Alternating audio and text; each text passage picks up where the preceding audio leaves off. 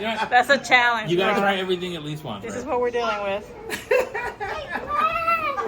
And Rosalie.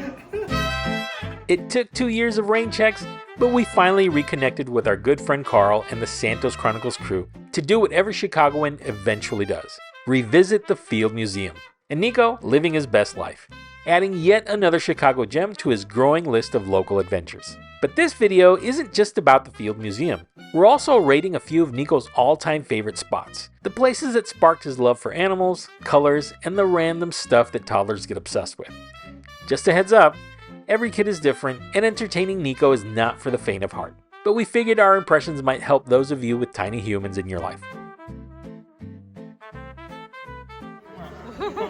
Rosie's so excited to meet him. Yeah.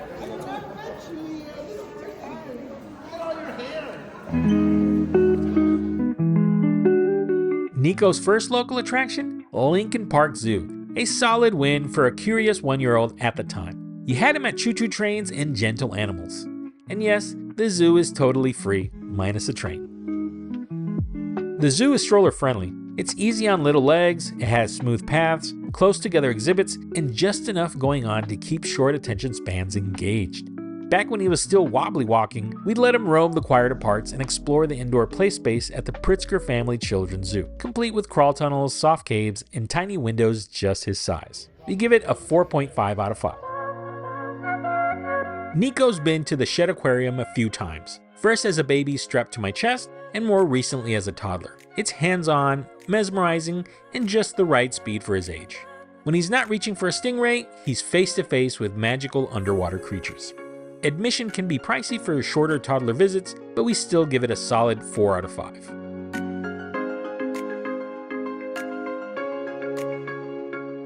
This place totally gets it. We love everything from their interactive art exhibits to the immersive experiences where they get to roleplay as neighborhood heroes.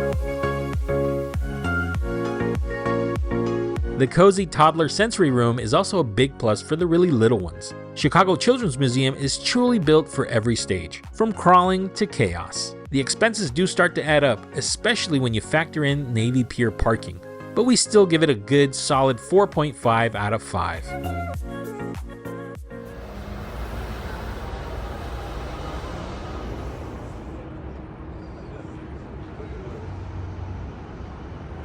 So you put on your little family tag for family day, and there's different activities on the second and third floor. We're big fans of the family days at the Museum of Contemporary Art, with colorful exhibits and even free snacks. The activities, however, are better suited for kids 5 and up. Nico gave it a try, mostly for the crackers, but let's just say pipe cleaners only held his attention for 17 seconds. This will probably be a 5-star spot once he's older, but for toddlers, this is more a 2.5 out of 5.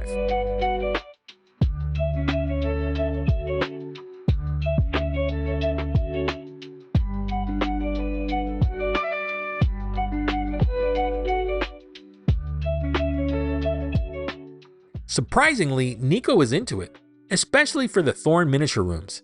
Seeing tiny furniture where fairies can potentially live? Yes, please.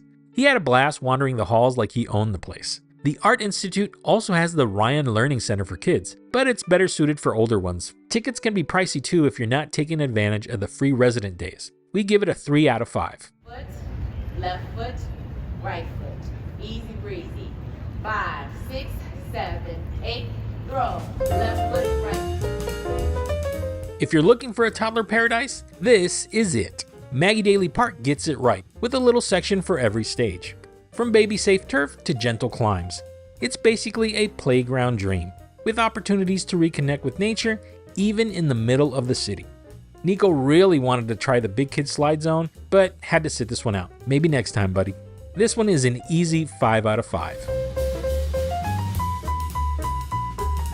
This is the ultimate spot to let them roam. Peaceful paths, open spaces, and just enough nature magic to keep toddlers curious. Our little one loved the model railroad garden. Nico went absolutely bananas for the tiny train zooming past little bridges. It would have been a perfect score, but parking and admission can start to add up really fast if you're not a member. Still, we give it a 4.5 out of 5. finally, we're back with our friend Carl at the field. So let's explore. Oh my goodness. He's gonna be like, what?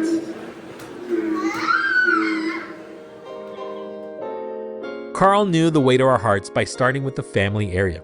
We had fun digging for dino bones, trying easy art projects, and getting creative in the music room. There's so much packed into this one section. It was also fun to rediscover the museum as parents, and honestly, it surprised us. There were more interactive areas than we remembered, and even live music during our visit.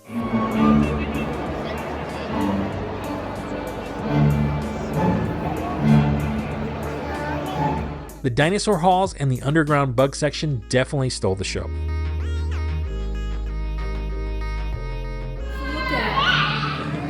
Nico, look, the Earth. Look, Nico, the planet. Planet Earth, yeah.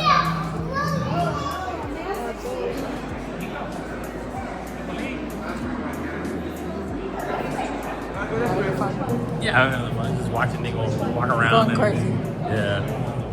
It's always nice. Let's go smell it with Poppy. You want to smell it? See if it stinks? But wait, you gotta wait your turn.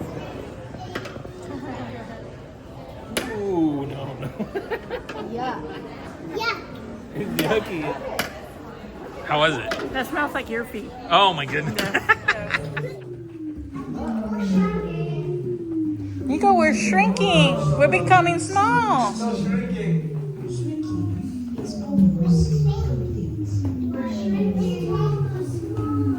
Yeah.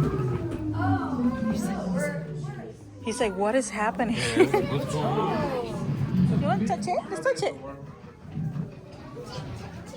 I don't remember dissecting these guys. Imagine dissecting this right now. Yeah, wait. Yeah, so this underground adventure is actually pretty cool. It's like Honey, I Shrunk the Kids. It's like Honey, I Shrunk the Kids. Look at the ants. Rosie, you make sure that you look at Nico. You're in charge. Whoa. Oh, Mom, can I take him out? See, wait, smile. Don't see cool stuff like that so we can. this is your call. What do you mean? Oh, you had scorpions in Beijing. Oh, yeah, so I ate the scorpion in Beijing. It tastes like French fries. I don't know if they season these. That's cool though. I mean, I wouldn't try. Nico lasted a solid 3 to 4 hours before hitting nap mode, which is basically a toddler marathon. Am I right? We give it a 4.5 out of 5. Still on our list is the Museum of Science and Industry. But if you're curious about that, the Santos have a couple of really cool videos on it. We'll leave a link to our favorite one down below. It's a very fun family to follow for things to do in Chicago and beyond. I want to thank Carl for inviting us to the Field Museum. We've really had a great day. One of my favorite parts was just watching our kids interact. Yeah. Because he doesn't get an opportunity to do that, and just to see him interact and just be crazy with all that's happening. So Carl, for those of our audience that don't know you, what do you do? We have a family and we're Santos Chronicles. We love to go to local spots, tourist attractions, and weird and wacky places. So basically we like to show other families different activities and get a little glimpse to see if that's something they would like to do. Yeah. Sometimes you don't know what to do or you're tired of seeing the museums. Look up Carl's videos. He'll give you a really interesting spot to go to. A lot of fun. We've already done quite a few things. We did some mini golfing at a Funeral home. So those are the kind of things you can expect. So definitely give them a check out. So maybe in November I'll take the bowl. Maybe we can go to the Turkey Testicle Festival. Oh, That's a challenge. you gotta bro. try everything at least once, right? So. On that note, it's a wrap, folks. We really hope you enjoyed this video and let us know of any other attractions we should take our Nico to. And as always, thank you so much for watching, and we'll see you in the next one.